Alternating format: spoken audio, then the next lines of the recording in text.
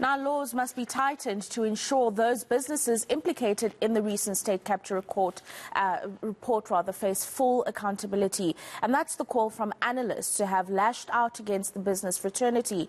They're saying that implicated advisory firms and companies are treated with kid gloves. Devan Murugan reports. Part 1 of the state capture report put the spotlight on the private sector. Advisory firm PwC and eNCA failed dismally to detect any of the fraud and corruption at South African Airways. US firm Bain's damaging restructuring support at the South African Revenue Services saw it being described as an enabler of state capture. Bain denies wrongdoing and says the Commission mischaracterized its role at SARS. This week, Business Leadership South Africa sought to defend its position on why it still keeps Bain as a member.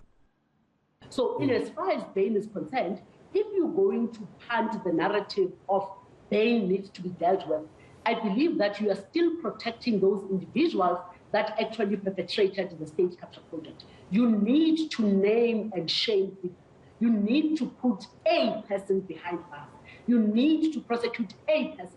Because then if you are not going to do that, if you are going to be fixated on an institution, then I'm worried that you are protecting these individuals and they are therefore going to go ahead, living their lives. What seems to be an unknown variable in South Africa is how to hold institutions accountable. So if you look at how KPMG was dealt with and how Bain is being dealt with, the consensus seems to be that for as long as the individuals that can be earmarked as the ones that facilitated those transactions are out of the system, then the system returns back to normality, then the system is perfect again. History, unfortunately, indicates that that's a false assumption.